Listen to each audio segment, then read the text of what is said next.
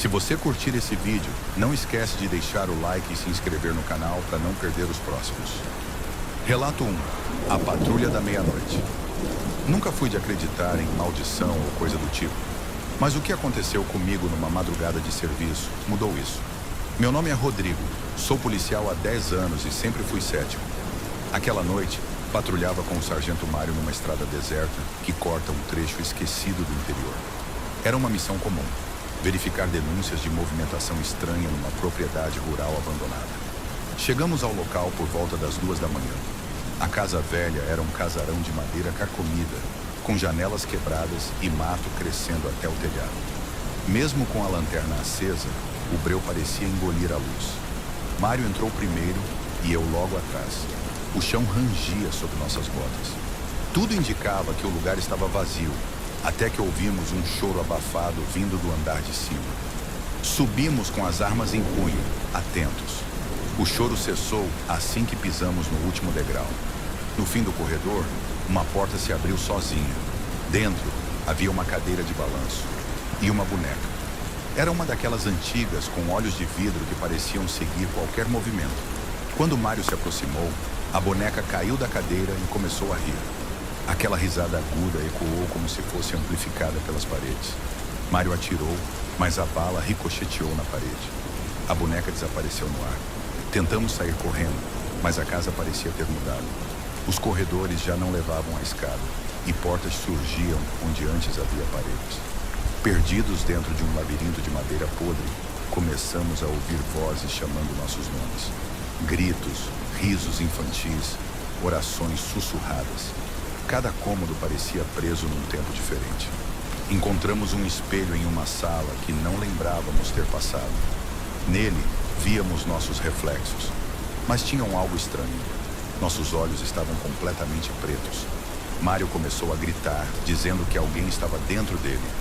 Caiu no chão, convulsionando, enquanto uma sombra se erguia por trás dele. Apontei a arma, mas ela travou. A sombra riu. Eu fugi, correndo por corredores que se esticavam e se estreitavam, até desmaiar. Acordei já do lado de fora, com o sol nascendo. Mário nunca foi encontrado. A corporação alegou desaparecimento em missão, mas eu sei que ele está preso naquela casa. Ou pior, ele é parte dela agora. Desde então, toda vez que passo perto daquela estrada, o rádio da viatura chia e uma voz infantil me chama pelo nome. Relato 2. Caso 108, a ocorrência silenciada. Sou inspetor há quase 20 anos. Já vi coisas horríveis, mas nenhuma me marcou como o que vivemos na chamada de Código 108. Era um chamado simples, vizinhos reclamando de gritos vindos de uma casa abandonada no bairro Jardim das Palmeiras. Lugar tranquilo, classe média, nada indicava problema sério. Chegamos em 2 carros, eu com o agente Valadares e atrás de nós, a equipe da viatura 37. A casa era um sobrado fechado há pelo menos 8 anos, depois que os antigos moradores morreram num incêndio estranho. Todos os vizinhos juravam que o lugar era amaldiçoado. Riram da gente quando entramos. Diziam que ninguém dura mais de 1 hora lá dentro. Começou com a porta da frente se abrindo sozinha. Entramos com lanternas em mãos. As luzes da casa piscavam, embora não houvesse energia ligada. A sala estava intacta, mas coberta de poeira, com fotos antigas de uma família. Pai, mãe e 2 crianças. Quando passamos pela cozinha, a geladeira estava ligada e pingando sangue. Valadares disse ter ouvido uma risada vindo do andar de cima. Subimos com a chamando. Polícia, tem alguém aí? Nada respondeu, mas as luzes piscaram em sequência, como se nos guiassem por um corredor. Num dos quartos havia uma cadeira de rodas voltada para a parede, com marcas de mãos no chão. De repente, a cadeira se moveu sozinha e parou diante de Valadares. Ele ficou pálido e sussurrou que estava ouvindo uma voz dentro da cabeça. Ele apontou a arma para o próprio queixo. Tentei impedir, mas ele atirou. Corri para pedir socorro, mas a escada havia desaparecido. O corredor mudara de lugar. Senti cheiro de carne queimada. Em outro cômodo, encontrei os 2 policiais da viatura 37, ou pelo menos o que sobrou. Estavam colados no teto como bonecos, olhos arrancados, costurados com arame. Ouvi passos atrás de mim. Apontei a arma mas vi apenas uma mulher. Ela parecia queimada, pele derretida, vestida com um uniforme antigo da polícia. Disse, você não devia ter voltado. Tentei correr. Portas se fechavam. Janelas mostravam cenas de tortura que pareciam acontecer em tempo real. Policiais sendo arrastados, jogados no fogo, presos em jaulas dentro da casa. Finalmente achei a porta da frente. Estava aberta. Corri. Lá fora, os vizinhos me olhavam em silêncio. Uma senhora disse, mais um que escapou, mas não por muito tempo. Quando olhei para trás, a casa havia sumido. Relatei o caso. Fizeram um dossiê. Mas 2 dias depois, foi arquivado com o carimbo de evento psicológico induzido. Valadares foi enterrado sem investigação. Os corpos da viatura 37, desaparecidos em ação. Desde então, recebo um envelope por mês, sempre com uma foto. Em cada uma, aparece um novo rosto. Policial, bombeiro ou médico. Todos mortos. Todos já estiveram naquela casa. E na última foto, era eu. Relato 3. Os homens da encruzilhada. Era 1 da manhã quando a central nos passou uma ocorrência estranha. Uma mulher histérica ligou dizendo que um grupo de homens com fardas antigas da polícia militar estava rondando sua propriedade rural em Lagoa Seca. Ela jurava que os rostos estavam errados, como se fossem máscaras grudadas em carne podre. Fui com o cabo Almeida. A estrada até lá era de terra, estreita, cercada por mato alto e cheia de curvas. No caminho, vimos uma viatura parada no acostamento. Quando nos aproximamos, percebemos que estava coberta por poeira e ferrugem, como se estivesse ali havia anos. O rádio dela ainda chiava, emitindo uma sequência de códigos da PM que não se usa desde os anos 80. Achamos a propriedade, um sítio antigo, com a casa principal ao fundo e um estábulo caindo aos pedaços. A mulher que ligou nos recebeu tremendo, apontando para a encruzilhada à frente do terreno. Disse que eles sempre apareciam depois da meia-noite, marchando em silêncio, e que ninguém que tentou segui-los voltou inteiro. Ficamos ali esperando. Almeida zombava da história, até que, às 2h16, o silêncio foi cortado por passos sincronizados no cascalho. Da escuridão da estrada, surgiram 6 homens, fardas da década de 70, botas limpas demais para aquele chão. Os rostos eram borrados, literalmente, como se algo tivesse apagado suas feições com uma esponja. Ordenamos que parassem. Nada. Um deles ergueu o braço e apontou para Almeida. Meu parceiro caiu de joelhos, sufocando, como se algo apertasse sua garganta invisivelmente. Atirei. Os tiros atravessaram os corpos deles como se fossem fumaça, mas as balas perfuraram árvores ao fundo. Consegui arrastar Almeida de volta à casa. A mulher já não estava mais lá. No lugar onde ela estava sentada, havia uma pasta de couro com relatórios policiais, dossiês de desaparecimentos, todos de agentes. E o detalhe, em cada um constava a última localização registrada como Encruzilhada de Lagoa Seca. Almeida delirava. Dizia ver os rostos deles em todo canto. Começou a gritar e bater a cabeça na parede até apagar. Tentei chamar reforço, mas o rádio só repetia uma voz masculina. Devolva o que foi esquecido. De manhã, policiais de outra cidade chegaram para nos buscar. Almeida estava em estado catatônico. Não falava, não reagia. Foi internado em uma ala psiquiátrica restrita. 2 dias depois, desapareceu do hospital sem deixar rastro. As câmeras de segurança pararam de funcionar por 3 minutos naquela madrugada. Quando voltaram, ele já não estava mais lá.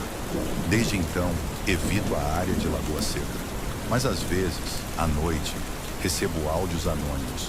Sempre com passos, sempre com a mesma frase no fim, sussurrada em coro. O juramento nunca se quebra, mesmo depois da morte. Relato 4. 24 horas. Me chamo Borges. Tenho 51 anos.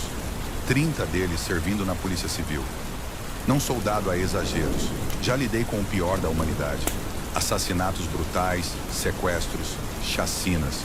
Mas nada me deixou tão marcado quanto a ocorrência registrada como Caso 214, repetição temporal. Um nome burocrático para um pesadelo sem fim. Era plantão de domingo. Eu, o agente Dias e a escrivã Thalita fomos deslocados até uma cidadezinha no interior chamada Cerrado Branco. A delegacia local relatou o desaparecimento de 4 policiais em um único dia. Todos haviam ido averiguar uma denúncia em uma estrada velha que ligava da zona rural ao antigo hospital desativado da cidade. Nunca voltaram. Chegamos às 14 horas e 15 minutos. A cidade estava vazia, literalmente. Nenhuma alma viva nas ruas, lojas fechadas, casas com portas trancadas e janelas cobertas por jornais velhos. O silêncio era antinatural. Parecia que estávamos andando por um cenário montado para um filme de terror. Na delegacia, achamos papéis espalhados, como se tivessem saído às pressas. No rádio da central, uma transmissão ficava se repetindo em loop. 24 horas, ciclo fechado, 24 horas. A voz era metálica, distorcida, quase robótica. Seguimos para a estrada mencionada. Andamos por cerca de 8 quilômetros até chegar ao tal hospital. Uma construção velha, com vidros quebrados e sinais de incêndio nas paredes. Ao nos aproximarmos, ouvimos sirenes vindo de dentro, embora não houvesse nenhum veículo. Lá dentro, encontramos coisas que não fazem sentido. Relógios parados em 15 horas e 16 minutos, todos. Quadros com fotos de policiais que nunca vimos, mas cujos nomes estavam nos nossos crachás. Um cartaz na parede dizia: "Quem entra, reinicia". O agente Dias foi o primeiro a assumir. Estava verificando uma ala psiquiátrica quando gritou. Corremos até lá. Ele estava parado, olhando para si mesmo, morto numa maca. Era ele, sem dúvida, mas mais velho, com barba, ferimentos e olhos costurados com linha vermelha. Thalita tentou filmar, mas o celular dela mostrava a hora. 15 horas e 16 minutos. A mesma hora em que todos os relógios haviam parado. A partir daí, tudo se distorceu. Corredores que mudavam de lugar, portas que levavam de volta à entrada e depois ao necrotério. Um ciclo. Percebi que estávamos presos num laço temporal. Toda vez que a hora batia 15 horas e 16 minutos, tudo recomeçava. As sirenes tocavam, os rádios chiavam e as vozes repetiam. Ciclo fechado, 24 horas. Recomece. Tentei fugir com Thalita. Achamos a saída, mas ao pisar do lado de fora, voltamos imediatamente para o interior da ala psiquiátrica. Eu segurava a maçaneta da porta e ela já estava do outro lado do vidro, gritando. Mas não conseguíamos atravessar de novo. Na 5ª repetição do ciclo, vi a mim mesmo num espelho, com cabelo branco e rosto envelhecido. Thalita já não estava mais comigo. Em seu lugar, uma enfermeira com olhos vazios e sorriso cortado me chamava de doutor. Na última tentativa, entrei numa sala sem porta. No chão, havia um único papel escrito à mão. Aceite o tempo. Ele não aceita ser ignorado. Queimei o papel. Pela primeira vez, tudo ficou escuro. Desmaiei. Acordei no banco da viatura, com Thalita batendo no vidro, desesperada. Dias estava do lado de fora, vomitando. O rádio dizia: caso encerrado, ciclo cancelado. Olhamos o relógio, 15 horas e 17 minutos. Voltamos à cidade. Estava cheia. Gente andando, indo, lojas abertas. Mas ninguém se lembrava de ter nos visto antes. Tampouco dos policiais desaparecidos. O hospital nunca existiu, segundo eles. Desde aquele dia, todos os relógios da minha casa pararam exatamente às 15 horas e 16 minutos. E sempre que fecho os olhos, escuto a frase: 24 horas. O ciclo nunca morre.